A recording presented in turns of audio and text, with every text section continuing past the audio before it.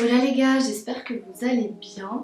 Bonne année du coup parce que c'est la première vidéo que je filme en 2021. Donc qui dit nouvelle année dit nouvelle résolution. Je vais pas employer ce mot parce que j'aime pas trop les résolutions. Pour moi ça fait vachement... c'est vachement stressant en fait je trouve. On va plutôt utiliser le mot objectif dans cette vidéo du coup. Donc je vais vous parler, vous l'aurez compris, de tous mes objectifs pour l'année 2021. Donc déjà je vais commencer par vous faire un petit review de mon année 2020.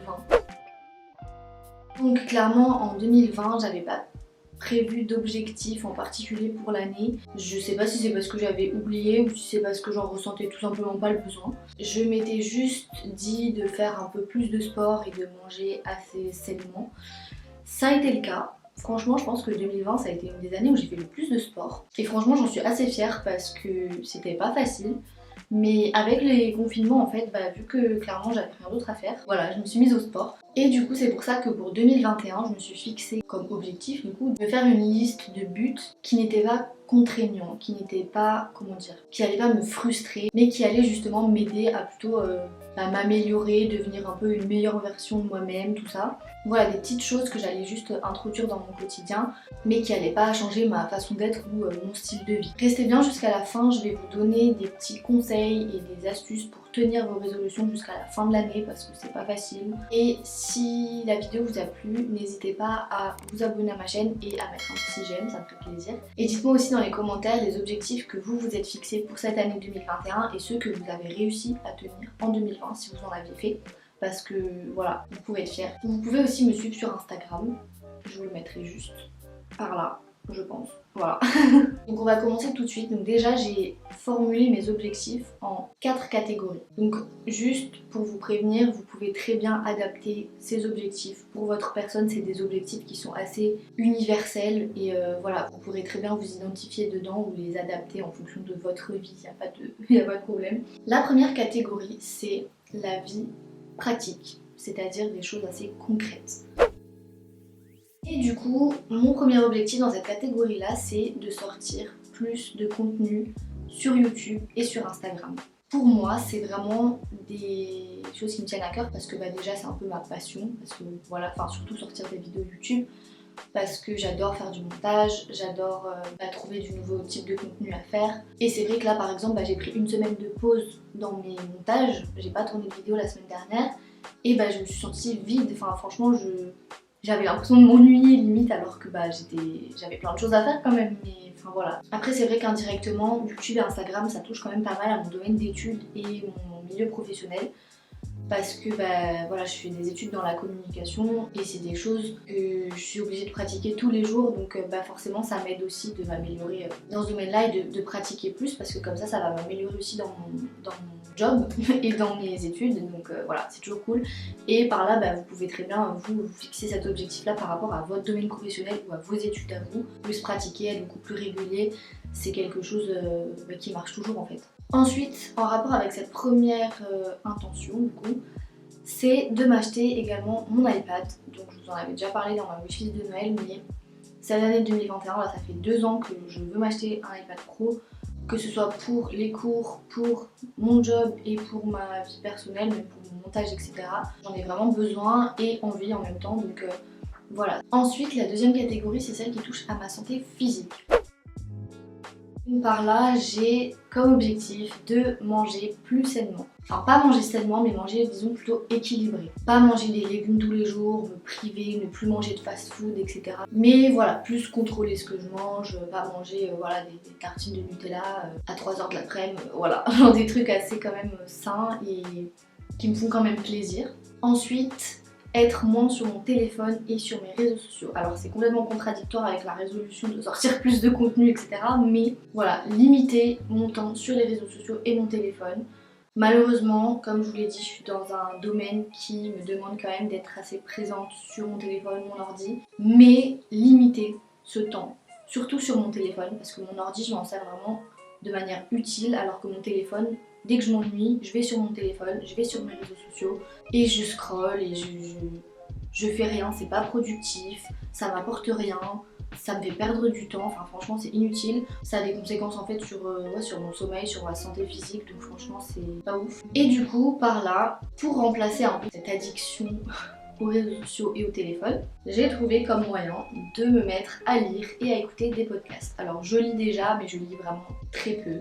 Mais je me suis rendu compte que c'était très bien déjà pour se cultiver parce qu'il y a beaucoup de podcasts qui sont super intéressants, même des livres aussi qui sont très intéressants qui peuvent permettre de se cultiver. Et en plus du coup c'est une alternative au téléphone, voilà, quand on s'ennuie, quand on a 5 minutes, on prend un livre, on écoute un podcast, enfin franchement les podcasts ça dure vraiment pas longtemps. C'est toujours plus intéressant que d'être sur son tel, au moins on apprend quelque chose, ça sert à quelque chose, on perd pas notre temps. Après vous vous sentez pas angoissé et stressé comme après avoir scrollé sur les réseaux, donc clairement c'est beaucoup mieux. Ensuite la troisième catégorie c'est tout ce qui touche au développement personnel. Dans cette catégorie-là, j'ai mis comme premier objectif de voir le positif dans toutes les situations. Mais le problème, c'est que il y a toujours des jours où on a envie de râler, on a envie de s'énerver, on a envie de pleurer, etc. Et c'est normal. Voilà, sur le moment, m'énerver ou râler si j'ai envie, et puis après me dire bon, c'est pas si grave, et puis on passe à autre chose et basta. Ensuite, j'ai noté qu'il fallait que j'exerce ma créativité. Donc, que ce soit au travers de mes montages, que ce soit au travers de ma vie professionnelle, etc. Mais aussi en pratiquant des activités manuelles, des activités créatives. Donc j'ai déjà essayé de chercher des cours de couture sur Lyon parce que je me suis dit que ça faisait un moment que je voulais m'y mettre. Sauf que j'ai regardé le prix et clairement ce sera pas pour tout de suite. Mais voilà, c'est ce genre d'activité là qui me permet d'être créative parce que je trouve qu'on ne parle pas assez de la créativité, que ce soit dans ma vie professionnelle, que ce soit dans ma vie personnelle, enfin même pour mes études, tout ça, ça sert toujours d'être créatif, ça sert toujours d'avoir des idées, de prendre des initiatives, donc c'est super important. Et enfin, dans cette catégorie-là, j'ai mis que je devais apprendre à apprécier ma propre compagnie, à être plus indépendante. Donc faire des choses un peu toute seule parce que c'est vrai que moi je suis une personne qui aime bien quand même être entourée, enfin comme n'importe qui aime bien être entourée de mes proches, de ma famille, de mes amis, tout ça. Mais c'est vrai qu'il y a des moments où il faut apprécier aussi être seule, faire des choses seule, parce que c'est souvent mal vu je trouve et ça ne devrait pas parce que on peut aussi apprécier sa propre personne, c'est normal. Mais du coup voilà des trucs tout bêtes comme aller boire un café seul. Bon maintenant c'est plus possible à cause du Covid, mais disons que j'espère que dans toute l'année 2021, à un moment ça sera possible, on verra. Ou aller faire les magasins seuls, ou se balader seul, enfin des choses un peu basiques comme ça du quotidien. Et enfin ma dernière catégorie, donc c'est tout ce qui touche à mon environnement. J'ai pas trouvé d'autres mots pour le qualifier, mais vous allez comprendre. Je suis morte, j'ai vraiment classé ça en catégorie comme si c'était, je sais pas, un CV, genre, alors que pas du tout. J'ai oublié que j'avais fait un café latte, il va être froid. Bon, on peut y retourner.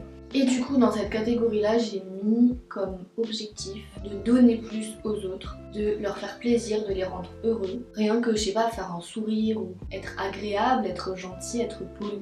C'est quelque chose qui va tout de suite égayer la journée des autres et ça coûte rien, enfin c'est clairement genre basique. Donc voilà, ça rend tout de suite les gens heureux et nous du coup ça nous rend heureux aussi de faire plaisir aux autres. Ensuite j'ai mis tenter de nouvelles choses et rencontrer de nouvelles personnes. Donc avec le Covid, encore une fois, ça va être compliqué, mais on s'adapte. C'est pas parce qu'il y a le Covid qu'on va rester enfermé chez soi à rien faire.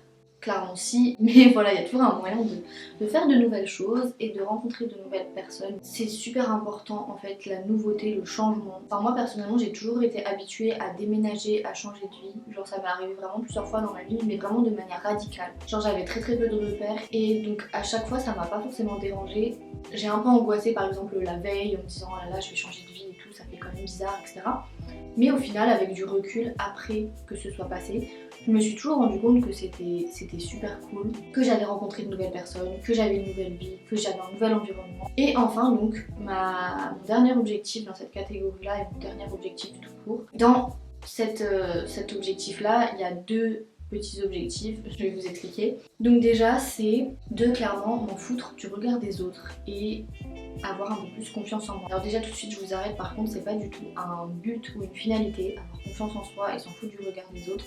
Je connais plein de personnes qui en apparence ont totalement confiance en elles, qui même dans leur attitude etc ça se voit que c'est des gens qui ont confiance en eux, mais c'est jamais quelque chose qui est atteint. Donc plus travailler là-dessus parce que c'est vraiment plus un processus qu'une fin. Clairement j'ai commencé donc avec YouTube parce que j'ai beaucoup de personnes autour de moi qui m'ont dit oh là là Steph t'as trop de la chance, t'as lancé ta chaîne YouTube, Moi c'est quelque chose que j'oserais jamais faire, j'ai toujours eu envie de le faire, j'ai jamais osé. Ça m'a fait prendre du recul parce que du coup, de base, moi quand j'ai lancé ma chaîne YouTube, je me suis dit bon bah c'est un truc basique, genre pour moi c'était déjà un obstacle, mais je me suis dit une fois que je l'avais lancé, bah voilà, c'était la routine quoi. En prenant du recul, je me suis dit qu'en fait bah, c'était vraiment une étape de franchie et que c'était quelque chose qui nécessitait justement de s'en foutre un peu du regard des autres. C'est surtout en fait de se lancer.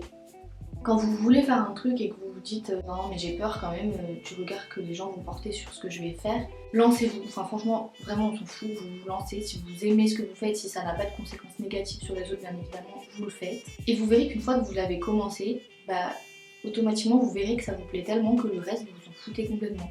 Genre moi clairement, quand j'ai lancé ma chaîne YouTube, de base je me suis dit oh là là, tout le monde va se moquer de moi. Et c'est d'ailleurs pour ça que je l'ai pas lancé plus tôt. Parce que durant le collège et le lycée, j'ai toujours voulu m'en faire une. Le lycée et le collège, c'est quand même des cercles assez restreints et ça court vite, les rumeurs, les bruits, etc. Et du coup, bah forcément, je pense que ça aurait eu des conséquences négatives sur moi. Mais là, quand je suis arrivée en études sup, les gens autour de moi faisaient beaucoup de projets comme ça, personnels, à côté de leurs études, se lançaient dans beaucoup de choses. Je me suis dit pourquoi pas moi. Et quand je l'ai fait, bah clairement, j'ai eu que des retours positifs, en mode bravo, tu t'es lancé, même des gens que je connaissais pas forcément, que je connaissais juste de vue, qui sont venus me voir, qui m'ont dit bravo et tout, c'est super cool ce que tu fais, c'est super cool d'avoir osé, chacun fait ce qu'il veut, et si ça vous plaît à vous, bah tant mieux, il faut pas chercher tout le temps l'approbation des autres, même si je sais que c'est dur, enfin, dans ce domaine-là par exemple j'y arrive, mais il y a certaines choses pour lesquelles bah, je suis un peu moins confiante et voilà, bah, c'est comme je vous ai dit, c'est un processus et c'est quelque chose qui ne s'atteint pas, ou en tout cas qui ne se garde pas. Vous pouvez très bien avoir confiance en vous à un moment donné et puis bah, juste après la perdre totalement. Dans cet objectif-là, il y en a un aussi qui en découle, c'est dire ce que je pense sans forcément avoir peur des conséquences sur les autres. Je m'explique, pas des trucs méchants, bien évidemment, je déteste être une personne méchante gratuitement, ça ne sert à rien.